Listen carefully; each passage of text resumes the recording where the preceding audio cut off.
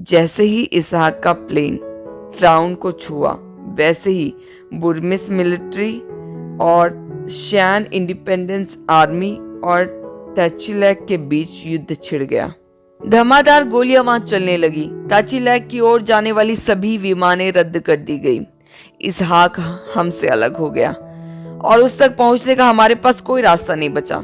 मैंने Bible school के छात्रों से उस सपने के बारे में बताया। सभी ने कहा, प्यारे ब्रदर यून, कोई तकलीफ नहीं होगी। बॉर्डर क्रॉस करना बहुत ही आसान काम है, आपको डरने की कोई जरूरत नहीं। मैं भी आश्वस्त हो गया कि कुछ बुरा नहीं होगा। मेरी पत्नी, जिसके लिए मैं प्रभु को धन्यवाद देता हूँ, उसने मुझे बुद्धि उपदेश दिया और चेतावनी भी दी। हमें इसके बारे में इतना पॉजिटिव नहीं सोचना है। प्रभु ने पहले ही चेतावनी दी है, हमें वो ध्यान रखना होगा। कुछ भी हो जाए, आप अपना आईडी मेरे पास छोड़कर जाएं। अगर आईडी कार्ड लेकर जाएंगे तो जरूर मुसीबत में फंसेंगे। मैंने अपनी पत्नी के सुझाव को अनसुना कर दिया और प्रभु के द्वारा दिखाए सपनों को भी। पिछला कुछ महीना मिनिस्ट्री के लिए बहुत ही व्यस्त समय था। मुझे कई देशों में जाना पड़ा, हजारों मीटिंग में भाग लेना पड़ा। मेरी माँ की अभी अभी चाइना में मौत हो गई। मैं उस दर्द से बाहर भी अभी पूरी तरह नहीं निकला था। मैं बस जल रहा था। मुझे कैसे भी कुछ दिन थोड़ा आराम चाहिए था। मेरी इस हालत में मुझे अपनी काबिलियत, अपनी शक्ति पर कुछ ज्यादा ही विश्वास था। प्रभु को मुझे फिर से हम्बल करने के लिए एक पाठ पढ़ाना था। उन्होंने मुझे फिर सिखाया कि अगर हम उन्हें छोड़ किसी भी रिसोर्सेस, किसी भी साधन पर अपना विश्वास रखेंगे तो हम जरूर हारेंगे। मैंने जर्मन पासपोर्ट पर कुछ ज्यादा ही विश्वास रख लिया था। कहीं ना कहीं मेरे अंदर यह विचार था कि जर्मन पासपोर्ट मुझे हर नुकसान और मुसीबत से बचा लेगा। जब मैं वापस पलटकर म्यांमार के उस घटना के बारे में सोचता हूँ तो एक चीज मुझे समझ में आता है कि प्रभु अपने सिद्धांतों को किसी के लिए नहीं बदलता। अगर तुम उसके सिद्धांतों का पालन नहीं करोगे तो तुम जरूर मुसीबत में फंसोगे। क्योंकि मैंने प्रभु की बात नहीं मानी, मैं मुसीबत में जा गिरा। अगले दिन सुबह मैं यंगोन इंटरनेशनल एयरपोर्ट के कस्टम हॉल में पहुंचा क्योंकि मुझे थाईलैंड जाना था। अचानक कुछ अजीब सा लगा। मैंने जैसा जैसा सपने में देखा था वहां वैसा सब हो रहा था। वही ऑफिसर जिसे मैंने सपने में देखा था वो मेरे सामने खड़ा था। उसने मेरा पासपोर्ट देखा और बोला, अपना बैग खोलो। उसने मेरा बर्मिस आईडी कार्ड देखा और तुरंत उसके भाव बदल गए। उसने मुझे एक दूसरे कमरे में ले जाने कर वहां इंतजार करने के लिए कहा। जब मैंने ध्यान दिया तो ये वही इंट्रोगेशन रूम था जिसको मैंने सपने में देखा था। सब कुछ वैसा का वैसा। शान स्टेट में युद्ध होने की वजह से एयरपोर्ट में कड़ी निगरानी रखी जा रही थी। संदेहजनक हर चीज पर बहुत ही गौर किया जा रहा था। जब उन्होंने मेरा झूठा आइडेंटिटी कार्ड पकड़ा और जब उनको समझ में आया कि मैं ना तो बर्मिस और ना ही इंग्लिश में बात कर सकता हूँ, तो उन लोगों को लगा कि मैं शान के सेनानियों से मिला हुआ हूँ।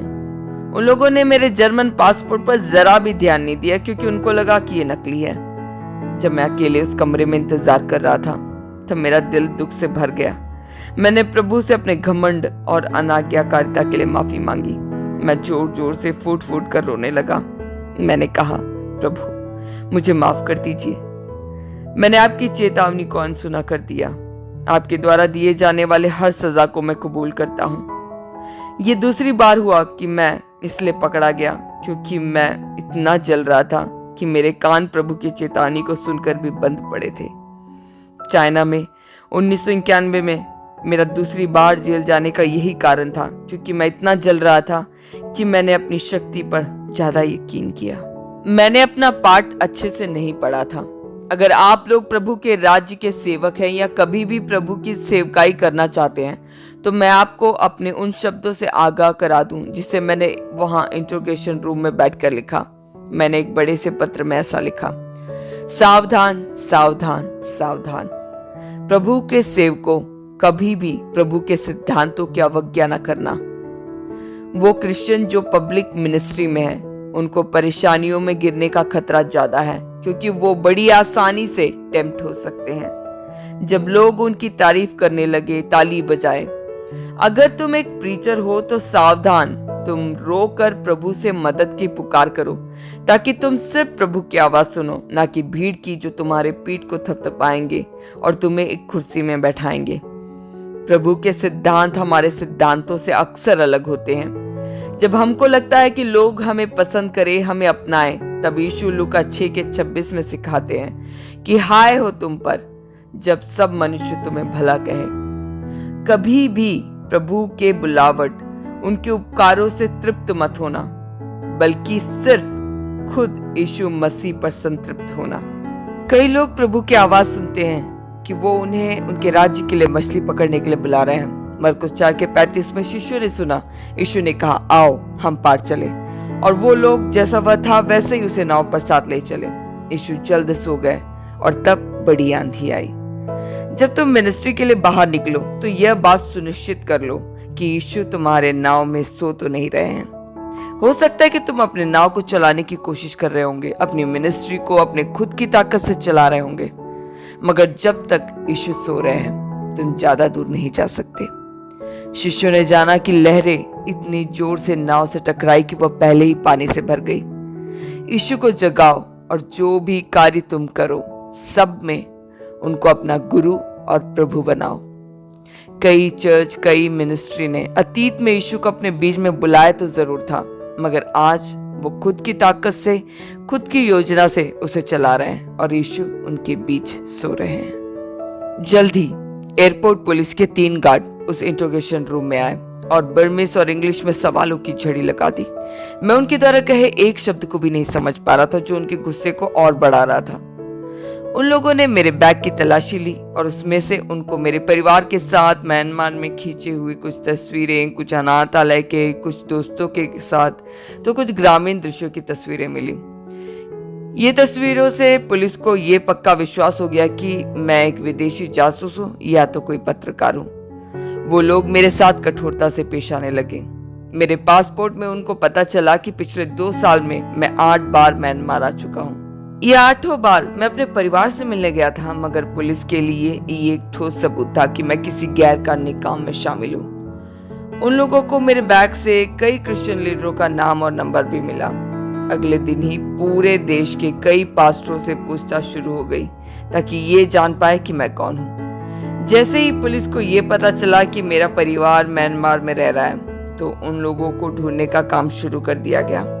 पुलिस वालों ने मुझसे कहा कि जल्दी हम तेरे परिवार वालों के बारे में पता लगा लेंगे और उन लोगों को भी वही सजा दिया जाएगा जो तुमको दिया जाएगा।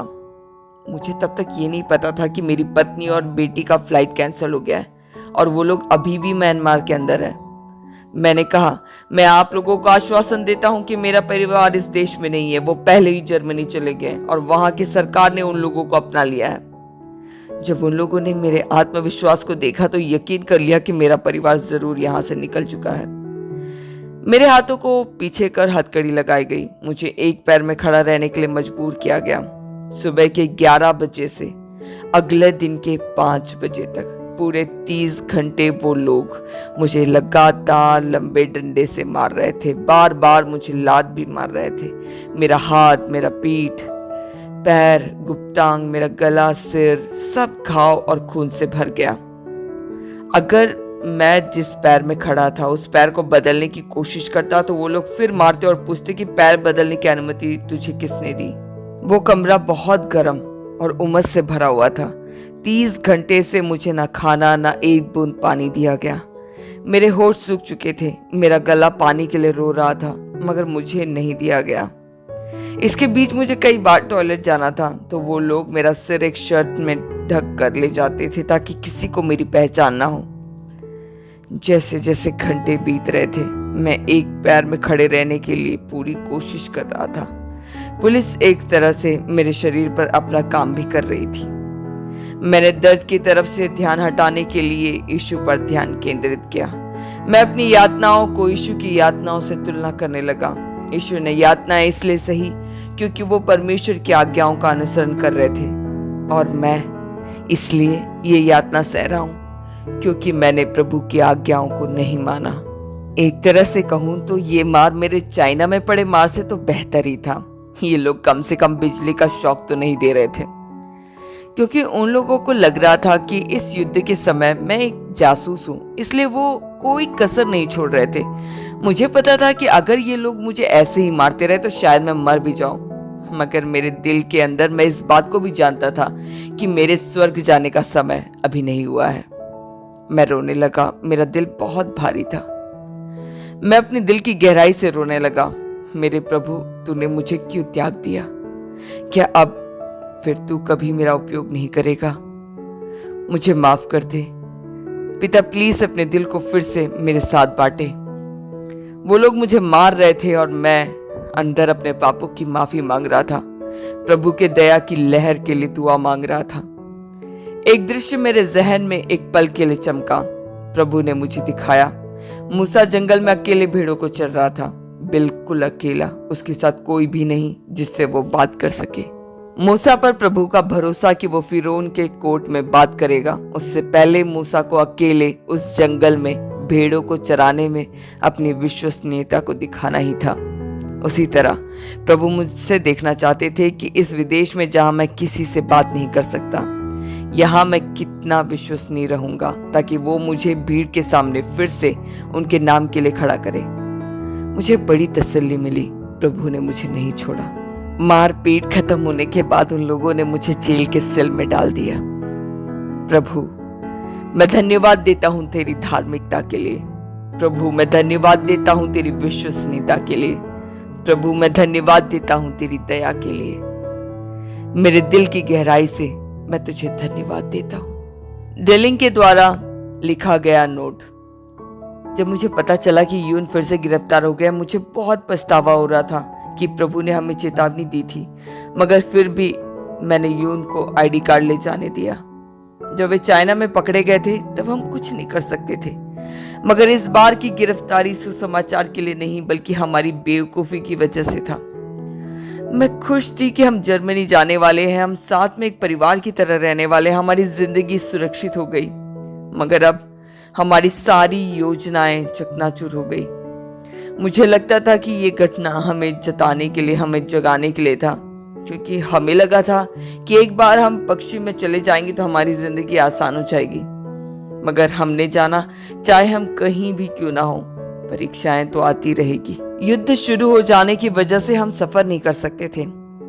यून के गिरफ्तार होने की वजह से अधिकारियों को हमारा नाम पता था और वो लोग हमें ढूंढ रहे थे।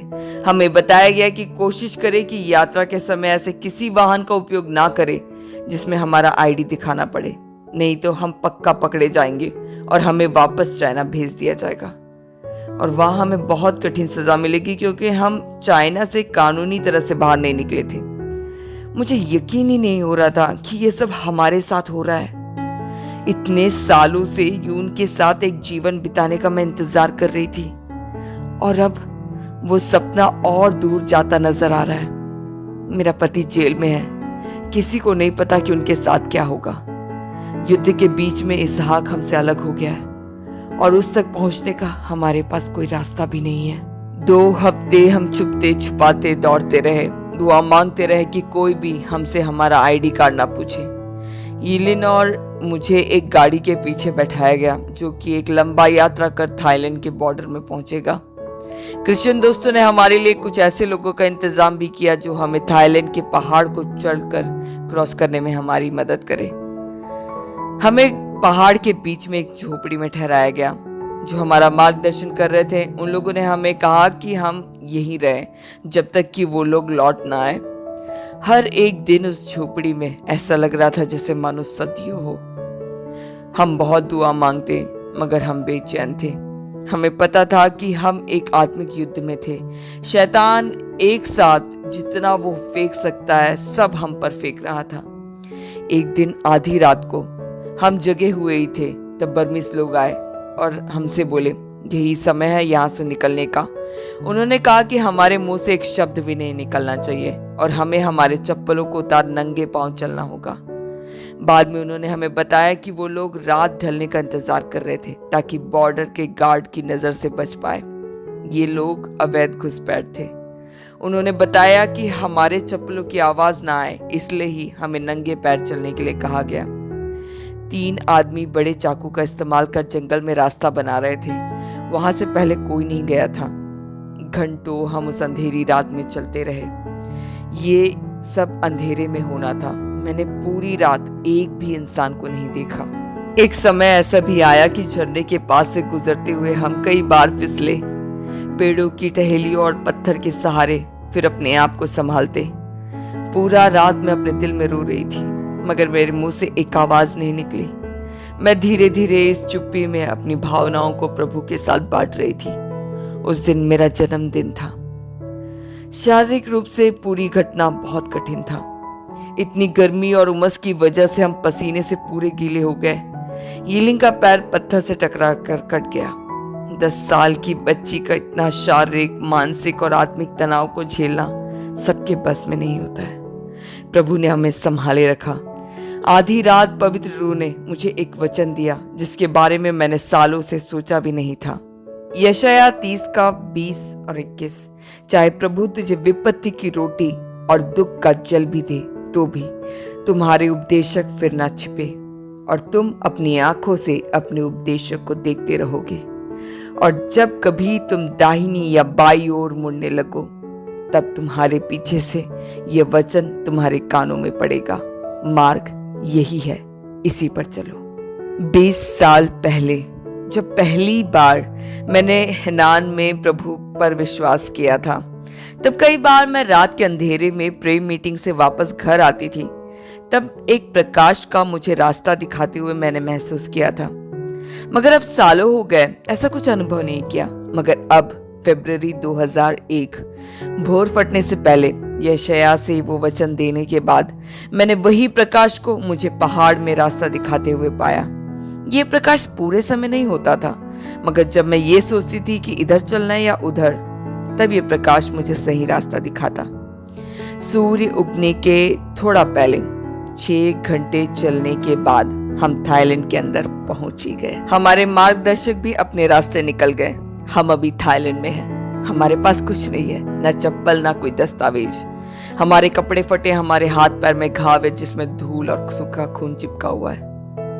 यीलिंग का पैर गहरा कटा और अभी भी खून निकल रहा है।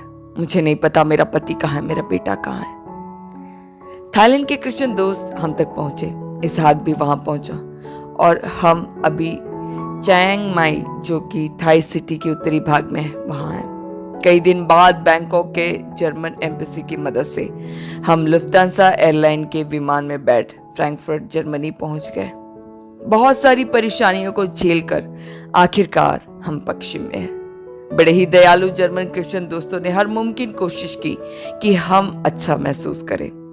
हम यून के छोटे से अपार्टमेंट में पहुंच गए, मगर वो वहां नहीं है। हमारा दिल एक परिवार की तरह रहने के लिए तड़प रहा था। इतने साल प्रभु की सेवा करने के बाद मुझे ऐसा लग रहा था उन्होंने हमें अलग कर नीचे फेंक दिया। हमारे पास कुछ नहीं बचा। फिर से यून के द्वारा लिखा गया नोट। मेरे पकड़े जाने के दूसरे दिन मारपीट बंद हो गया और मुझे एयरपोर्ट के पास एक जेल के सेल में डाला गया। उन लोगों को चौंकाते हुए ये बात सामने आया। उनके जांच पड़ताल में उन्होंने ये पाया कि मेरा जर्मन पासपोर्ट असली है, नकली नहीं। उन लोगों को चाइना के सिनिम फेलोशिप हाउस चर्च लीडर का पत्र भी मेरे पास से मिला, जिसमें उन्होंने मुझे ऑथराइज्ड रिप्रेजेंटेटिव, अधिकृत प्रतिनिधि के रूप में घोषित किया था। पहली बार अब वो सच में समझ गए थे कि मैं कोई जासूस नहीं, एक क्रिश्चियन पास्टर हूँ। एक तरफ से सिनीम ने मेरी पहचान जाहिर करने में मेरी मदद की, मगर दूसरी तरफ म्यांमार के अधिकारियों ने चाइनीज एम्बेसी को ये सूचना दे दिया कि एक चाइनीज पास्टर अभी उनके कस्टडी में है। दुनिया के कई क्रिश्चियंस तक मेरे पकड़े जाने की खबर मिल चुकी थी और हजारों दुआएं प्रभु की ओर उठने लगी। सब यही दुआ मांग रहे थे कि मैं वापस चाइनीज सरकार के हाथ में ना फंसूं। कई लोगों को डर था कि अगर चाइना को पता चल जाएगा कि मैं 1997 में जेल से भागा हुआ व्यक्ति हूं, तो मुझे वापस चाइना ले जाकर मौत की सजा दी जाएगी।